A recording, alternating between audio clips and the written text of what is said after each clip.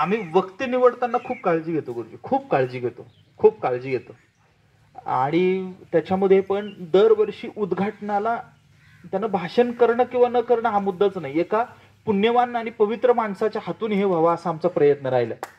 दरवेळी म्हणजे तुम्हाला नावं सांगितली तर उद्धव जांभळे सर असतील, बाईत सर असतील, कौलवकर सर असतील, त्याच्यानंतर पारा पाटील गुरुजी असतील, म्हणजे वारकरी संप्रदायामध्ये ज्यांनी सेवा केली किंवा जे काम करतात, शिक्षक म्हणून ज्यांनी उत्तम काम केलं, अशा एका व्यक्तीच्या आशीर्वादानं हा सोहळा सुरू व्हावा असा आमचा दरवर्षीचा प्रयत्न असतो. तुम्ही आला, तुमचे खूप मनापासून आभार मानतो. मुलांनी इकडे लक्ष द्या एक मिनिट. दोन गोष्टी ज्या आहेत त्या दोन गोष्टी खूप महत्वाचे बोलले सर. मी जितकं ऐकलं तितकं. एक गोष्ट काय की आपण खूप चांगलं काम केलं पाहिजे आणि कशाची आशा न धरता ते काम केलं पाहिजे. हा अत्यंत महत्वाचा संदेश आहे. भारतीय तत्वज्ञानाचं सार आहे हे. भारतीय तत्वज्ञान जेव्हा आपण म्हणतो, भारताचं काय सार आहे? काम केलं पाहिजे. काय केलं पाहिजे रे? जे काय करतोय ते काय केलं पाहिजे? बोला, काय केलं पाहिजे? काम केलं पाहिजे. बरं, काम कसं करायचं? काम चांगलं करायचं. कसं करायचं? हलकट काम करायचं का रे? तुच्छ काम करायचं का रे? नीच काम करायचं का?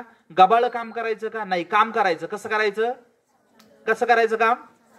पण पुढचा मुद्दा काय? काम करायचं, चांगलं काम करायचं. आणि पुढचा मुद्दा, चांगलं काम केलं तरी फळाची अपेक्षा ठेवायची नाही. हा भारतीय विचार आहे.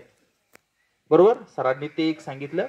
आणि दुसरं, काही इंग्रजी ओळींमध्ये त्यांनी जे सांगितलं की चांगलं वागलं पाहिजे, अंतःकरणामध्ये दया असली पाहिजे, कुणीतरी आपला उल्लेख करेल, कुणीतरी आपला सन्मान करेल, आपल्याला कीर्ती मिळेल अशी कशाचीही अपेक्षा न करता चांगलं वागायचं असतं.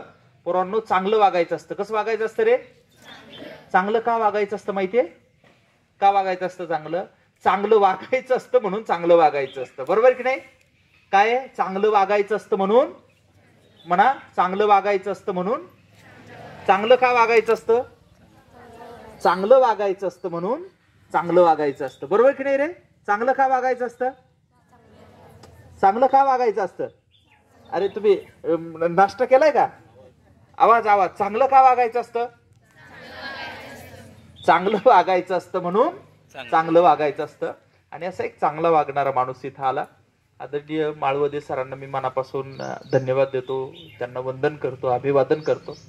आणि परिवर्तनवर, माझ्यावर तुमचे असेच अखंड आशीर्वाद राहावेत अशी प्रार्थना करतो. आता या उद्घाटन सत्रासाठी ज्यांच्या नेतृत्वाखाली आम्ही शिदोरीचा हा उपक्रम करतोय ते शरद मोरे सर, आदरणीय विजय दादा आहेत, आदरणीय बाळासाहेब दादा आहेत आणि आपण सगळी मंडळी, आपण सर्वांनाही खूप मनापासून वंदन अभिवादन करतो.